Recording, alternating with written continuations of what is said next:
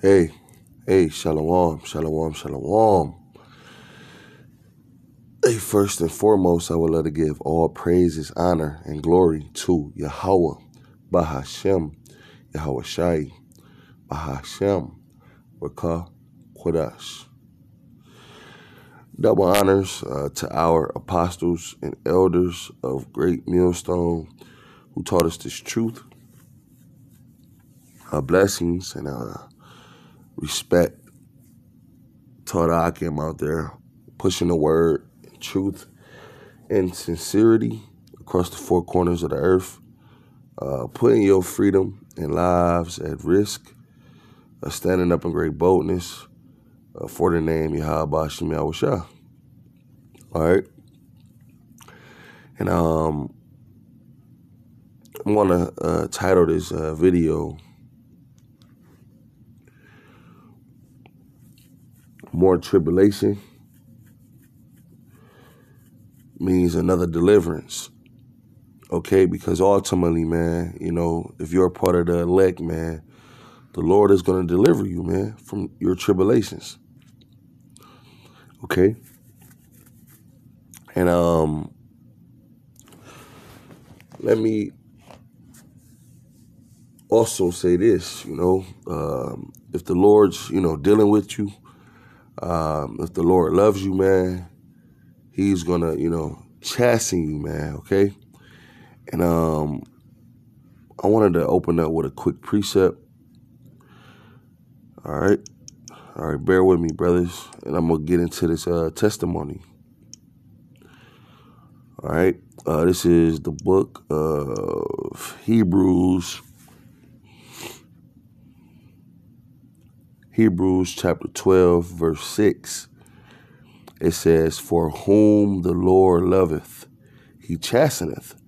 Now let's go into this word chasteneth. All right, G3811. Pahidio. It says, I'm going to get straight to it. It says,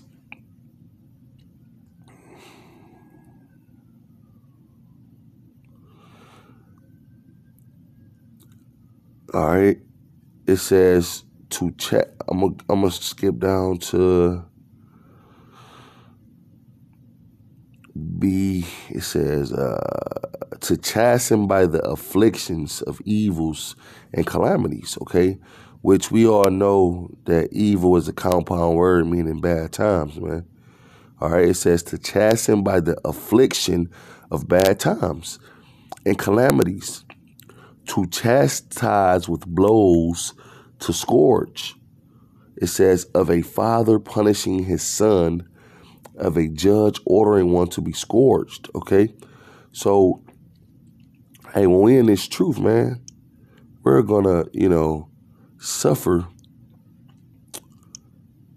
evil was gonna come upon us, man. All right, the scriptures say that, roughly paraphrasing, shall we receive good from Yahweh, from the hands of Yahweh, and not evil, okay? Because, hey, man, the Lord deals with balance. And we are living in a time where Yahweh Shem Yahushai is building his men up to be able to withstand the said perils that are coming. So, hey, man, I want to get into this quick testimony, okay? And it's dealing with a vehicle, okay? And, I had got into an accident November the 4th of 2020. All right. And what happened was, Yahweh Shem Yahushai, he smashed me into a building, okay? What happened, a car actually hit me into a building. And I spent around a pole and went inside of the building, and I walked out of that without a stain, without an injury, perfect, okay? And, the water Yahweh Shem Yahushua, man, because, hey, man, there has been a lot of death, due to, car accidents, especially in my city, all right, within these past few months, okay? And, I had full coverage, okay? And what happened was, once I got into the accident, all right, I went right back to the same car lot, all right, and was able to receive another car before my insurance, gave the bank a check. They approved me for another vehicle. Okay, now, for the brothers out there that don't know how this, works, is when you go to a car lot and get financed for a vehicle, okay, if you're approved, then, the bank cashes out the car lot for the car in full, and you are now in debt with the bank and have to pay them off monthly or, every 2 weeks, however you set it up, man. So like I said, I was able to go in there and get another vehicle without my insurance sending out a check or anything, okay, which, hey, was all the spirit, all right.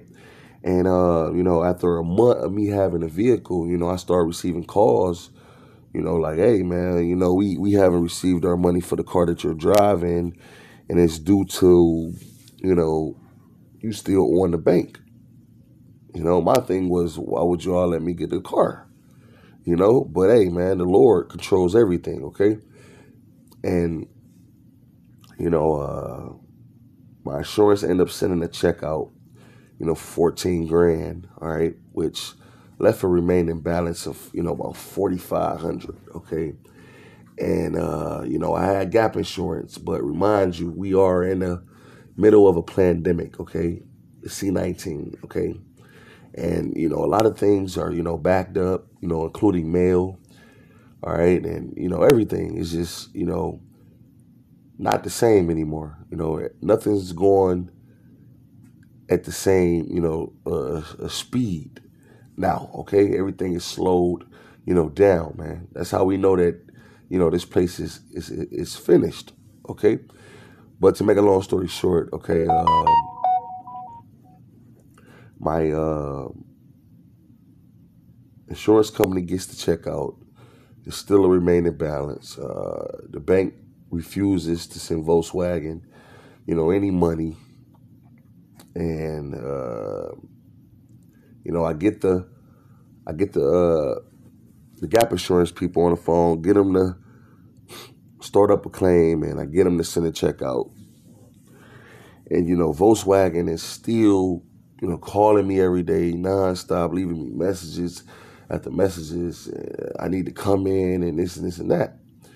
So, I'm like, how could y'all possibly take me out of this vehicle when I signed the contract? We had a written agreement. Now, y'all gave me this car before any money was issued. I signed contract, which means that this is a breach of a contract, And, hey, I went in,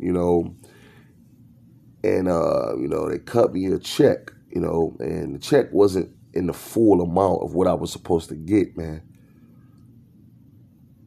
Okay? And so what happened is they're trying to persuade me to sign these papers. And when I come in, and you know how Esau is with his smooth words, man, okay? He's very sly, man, and deceptive, man, okay? I come in, he says, okay, this paper right here is basically saying if anything's wrong with the car, then you're not responsible. We're going to take full responsibility for it. And I'm just like, okay, nigga. And then he said, and also, this is stating that you will not, slander us or say anything negative about us, on our, reviews or, anywhere. And I say, well, sir, I'm not about to, sign over my constitutional rights. I have the freedom of speech. Okay.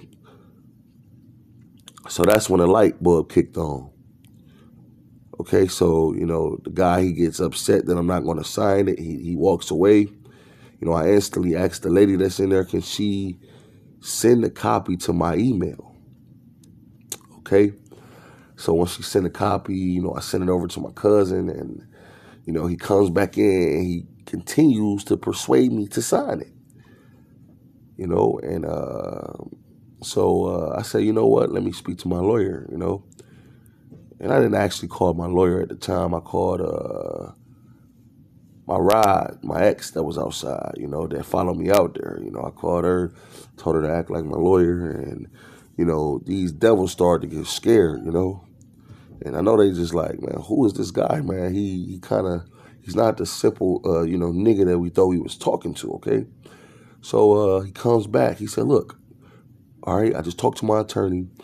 We're going to scratch this part out about you saying anything about us, slandering us, okay? We're going to scratch that part out. Don't even worry about that part. Don't, just sign right here. And I said, well, my attorney said don't sign it. So, and he gets instantly red. Okay. And another thing, this is how you know that he doesn't, keep his end of the bargain, man. He always, going back on agreements. Okay. Hey, just like in today's society, man, these devils and, broke peace treaties. They didn't, they didn't broke, everything, man. These devils, they make a covenant or an agreement and then they go back on it. Okay. And, hey, man, so as I'm, my cousin, she texted me, she said, no, don't sign that, and I'm like, I'm just going to leave. Y'all going to hear from my lawyer, So as I'm leaving, he calls me back again and tries to persuade me some more to sign the paperwork, and I'm just like, damn, I got the copy of it in my, my email, so I can't wait to read this, paperwork to see what this paperwork says. All right. So as I'm reading it, basically it says that I'm offering the car back to them. Both parties are in agreement to returning the vehicle. And basically, I wanted out of the contract, which was false. I have text messages from,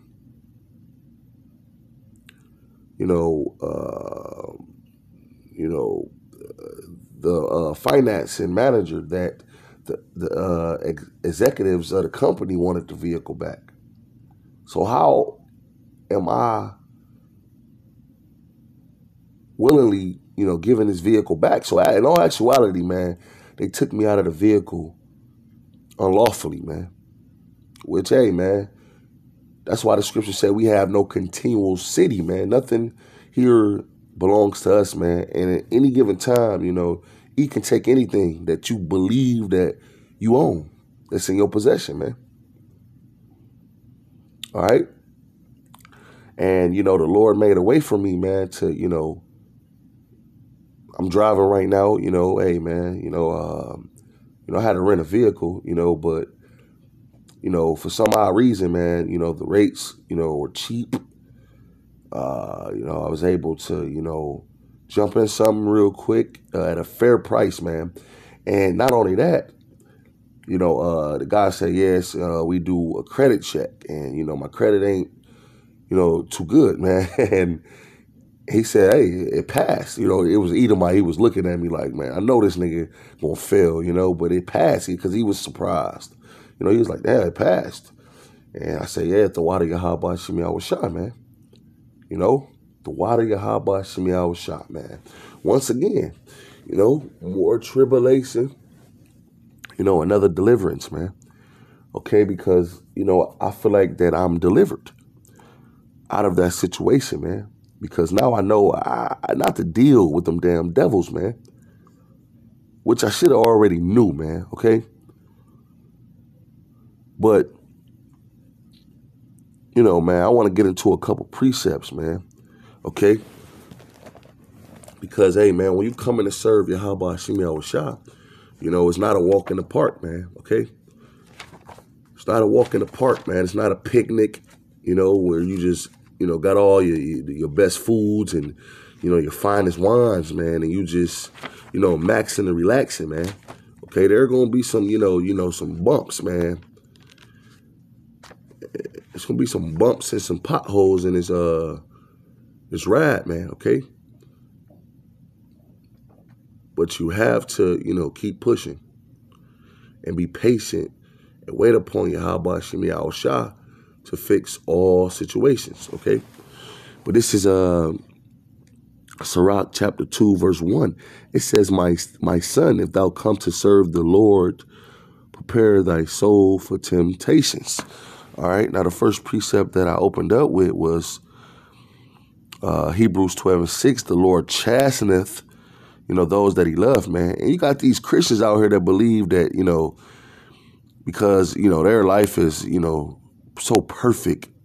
You know, they have, you know, a nice vehicle, nice house.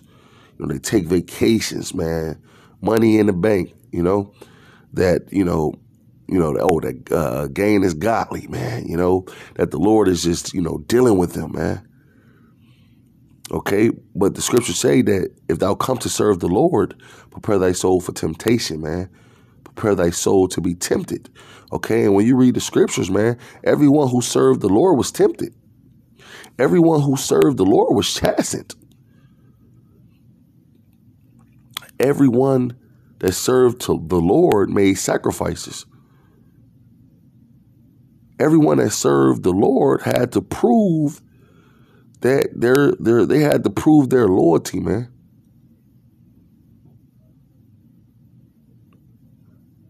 Okay?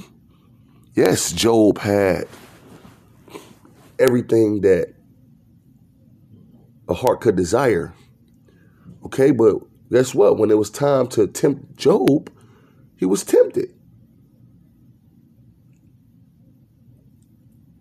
And he passed. He kept his integrity, man. Okay? So, hey, man, hey, I'm going to read this back. Sirach 2:1. When thou come to serve the Lord, prepare thy soul for temptation. Set thy heart aright, which is your mind, and constantly endure and make not haste in the time of trouble. Okay? Now, you know, hey, when this situation first came upon me, man, I ain't make haste, man. You know, I took my time. You know, I prayed about it. Maybe I prayed about it a few times, and I just, you know, left it in the hands of the Lord, man. You know, I still had, you know, a job to go to, you know, which this was a big inconvenience, man, for me, man. And you know, I did send over the paper to a lawyer. So, you know, hey, man, you know, hey, we're at the end of this thing anyway, man. So it really doesn't matter. Shalakia, brother. You know, I say be when you're trying to do this work, you know, but I'm gonna just go back to the book of Sirach. That's where I was at. I don't too much remember what I was speaking about at the time, but Lord willing, it matches up. All right. Well, this is Sirach 2, and I'm gonna just get straight to the point. 2 and 4, it says, whatsoever is brought upon thee, take cheerfully and be patient when thou art changed to a lower state. So yeah, whatever you go through, man, you gotta take it cheerfully. You gotta know that, hey, man, this is what happens when you serve the true power of Yahweh. Hey, and what I thought about was Shadrach, Meshach, and Abednego, man. When you read, I believe, the three holy children, I believe, the song of the three holy children, all right?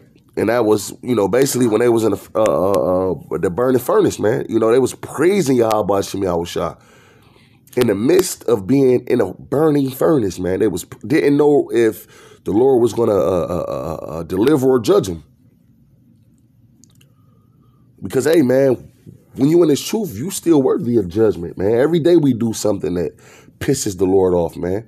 You know, hey man, we done did, you know, things in our past life that the Lord can still hold us accountable for, man. So hey, when you go through situations, you don't know that if the Lord is going to judge you to, you know, to the max, or, you know, you know, hey man, you know, but hey, this what comes with serving the Lord, man, you know.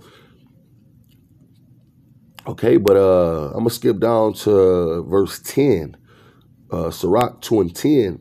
It says, "Look at the generations of old and see, did ever any trust in the Lord and was confounded, or did any abide in his fear and was forsaken, or whom did he ever despise that called upon him," man? So when you think back on, like I said, Job, when you think back, you know, when Daniel was in the lion's den, okay? Hey, Lot and Sodom and Gomorrah, did the Lord leave him, you know, there to be, burnt with fire and brimstone? No, he was delivered. Did the Lord leave Meshach, Shadrach, and Abednego in the burning furnace? No, they were delivered. Okay? And, you know, for brothers, you know, we done been in this truth for, hey, we can even look at our own accounts, man. You know, I done been in this truth for about 5 years. You got brothers who done, you know, been in this truth 10 years. You got the apostles and elders who have been in this truth 25, 30 plus years, man. And they're still pushing. And best to believe the Lord didn't put hell upon them. Okay, and look, and they're delivered because they're still doing the works. You know, the situations we done been in since we came in this truth, and before we came into this truth, we've been delivered because wow, we're still doing this work. All right, and you know, I want to close with this precept, man. This is my favorite precept because, you know, I titled this video, you know, more tribulations mean another deliverance, man. Because hey, man, Yahweh Shemi Yahushua is faithful. Okay, and this is 1 Corinthians 10:13, it says, "There have no temptation taken you, but such as is common to man." Okay, you know, and hey, man, you know, the things that we go through are things that the Lord put us through before we came into this truth. Okay, these same things has been accomplished of different brothers. You know, you think another brother ain't go through the same situation I'm going through, man? And that's why it's your pod, because you know, when you go through certain situations, you know, you talk to a brother who done went through the same situation, man. And when he give you his testimony, you know, it builds your faith. And hey, man, when the Lord deliver you from tribulation, man, okay, it builds your faith, man. Okay, hey, man, the scriptures also talk about, you know, how you got to let these cares and affairs of this world go, man. You know, don't worry about no damn bills. Don't worry about if you got enough money to pay this and pay that. And I know it's hard sometimes, brother, because we in the flesh, man. But fuck all that shit, man. Excuse my language, man. All right? Only thing we worrying about is enduring unto the end, man. Okay? And keeping this faith, man, and keep doing this work until, hey, ain't no more work to do, man. Okay? That's it, man. Okay? 1 Corinthians 10:13, "There have no temptation taken you, but such as common to man, but Yahweh is faithful, who will not suffer you to be tempted above that ye are able." Okay, so the Lord know what you can handle and what you can't handle. And you got to think about that too also in the times that's approaching, all right, which is called Jacob's trouble. Okay? The Lord not going to tempt you above that ye are able to handle. The Lord knows that. Hey, you might not understand that you can bear this. Okay, but hey, Yahweh Shemi Yahushua knows, man. And the scriptures also say, "I will bear the indignation of the Lord because I have sinned against him, until the Lord execute judgment for me," roughly paraphrasing, man. The book of Micah, the 7th chapter, man.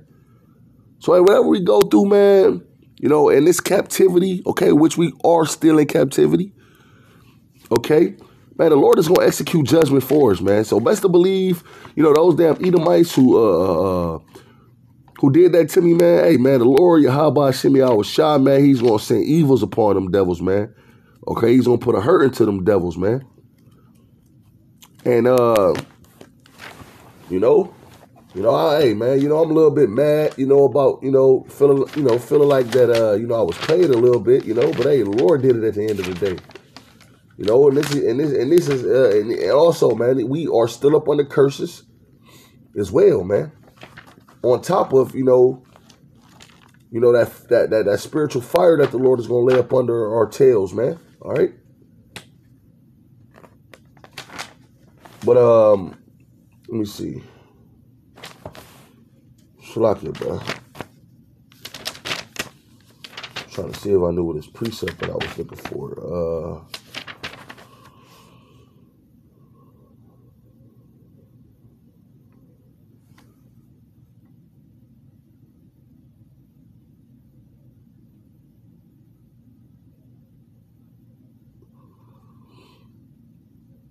Okay, yeah, but I'm gonna just finish this Corinthians. 1 Corinthians 10 and 13. It says, "But will with the temptation also make a way to escape, that ye may be able to bear it." Okay, so hey, man, the Lord already got the way. You're gonna escape what you're going through, man. You just got to be patient and wait upon Him. Okay, be patient and wait upon Yahweh Shemi Awashah to deliver you, because the deliverance is gonna come. It always does, and it always will, because Yahweh Shemi Awashah is a man that He cannot lie, man. So hey, brothers, I hope this was an edifying, testimony, man. And with that, I want to say shalom.